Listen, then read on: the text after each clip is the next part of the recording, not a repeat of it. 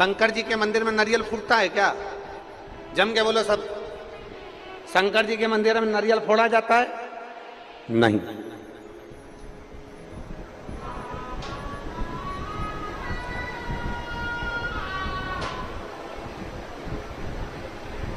नहीं फोड़ते। कारण, अगर शिव जी के मंदिर में नारियल फोड़ोगे तो तुम्हें आधा नारियल शंकर जी के मंदिर में देना पड़ेगा और आधा तुम्हें घर ले जाना पड़ेगा। बोलो सही है? हनुमान जी के मंदिर में नारियल फोड़ते हो तो इतना सा नारियल तोड़ के हनुमान जी को चढ़ा देते हो, बाकी का सब चक्कू से निकाल निकाल के खा जाते हो।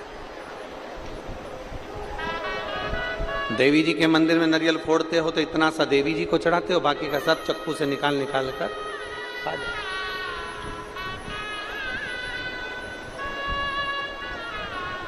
शंकर जी के मंदिर में जो चावल चढ़ता है, अक्षत चढ़ता है, ढेर सारा नहीं चढ़ता, एक चावल का दाना चढ़ता है, वो भी टूटा नहीं चढ़ता, आखा चढ़ता, साबुत। एक दाना चढ़े पर अक्षत पूर्ण चढ़े, एक बेलपत्री चढ़े पर वो पूर्ण चढ़े, खंडित ना हो।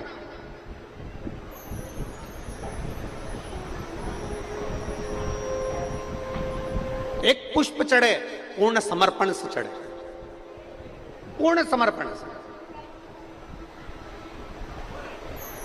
बेलपत्र भी चढ़े तो आधी अधूरी ना चढ़े, नारियल भी चढ़े तो आधा अधूरा ना चढ़े, फूल भी चढ़े तो आधा अधूरा ना चढ़े।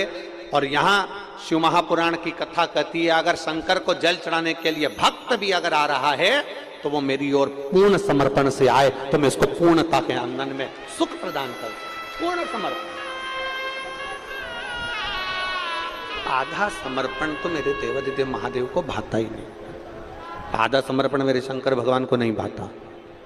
आधा समर्पण मेरे देवादिदेव महादेव को श्रेष्ठ लगता ही नहीं। उनको तो पूर्ण समर्पण चाहिए, पूर्ण। और जितना जितना जितना समर्पित होकर चलोगे उतना उतना सुख का अनुभव करोगे। दशरथ जी महाराज से राम जी ने एक बात की सीख ले ली कि मेरे पिताजी अगर शिवलिंग का निर्माण करते हैं तो मैं भी शिवलिंग का निर्माण करूंगा। प्रतिदिन मेरे दशरथ बाबा रोज एक शिवलिंग का निर्माण करते हैं तो मैं भी शिवलिंग का निर्माण करूंगा। राम जी ने अयोध्या से चलते चलते जहां रात्रि रुकते थे, दूसरे दिन सुबह जब उठते थे शिवलिंग का निर्माण करते, पूजन करते, शिवलिंग का निर्माण कर कर फिर आगे बढ़ते, फिर पूजन करके आगे बढ़ते। हम फिर निवेदन करेंगे, पूरे राम पथ गवन में तुम चलकर देखिए, राम जी के हाथ के निर्मित शिवलिंग आपको दर्शन होंगे।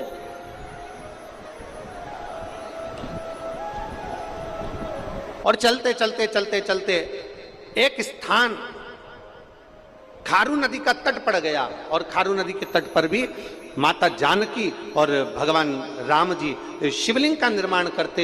इतने में समय में तभी उन्होंने क्या देखा, क्या देखा कि एक बानर जो सहज भाव में एक छोटे से पाषाण को लेकर जा रहा है, छोटे से भाव एक पाषाण को लेकर जा रहा है।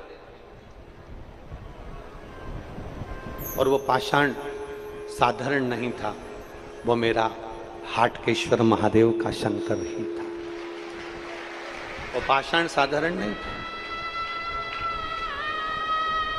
उस पाषाण की ही मेरे राम जी ने अर्चना कर ली, उसी पाषाण में।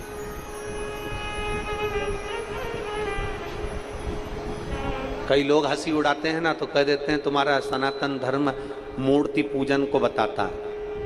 तुम्हारा सनातन धर्म कहता है कि पाषाण की पूजन करो, तुम्हारा सनातन धर्म कहता है मूर्ति की पूजन करो, तुम्हारा सनातन धर्म कहता है कि मंदिर में जाओ और मूर्ति की पूजन करो, मूर्ति की आराधना करो, शिवलिंग की पूजन करो, शिवलिंग पे जल चढ़ाओ, शंकर की आराधना करो, शंकर के पास जाओ। ये तुम्हारा सनातन धर्म कहता है। हम कहते हैं केवल एक सनातन धर्म ही ऐसा है, पूरे विश्व में केवल एक सनातन धर्म ही ऐसा धर्म है जो हमें ये दिखाता है कि पाषाण में भी परमात्मा बसता है, नदी में भी परमात्मा बसता है, पशुओं में भी परमात्मा बसता है, पक्षियों में भी परमात्मा बसता है, नदी सरोवर तालाब कुंड में भी परमात्मा बसता है। ये हमको सनातन धर्म दिखाता है।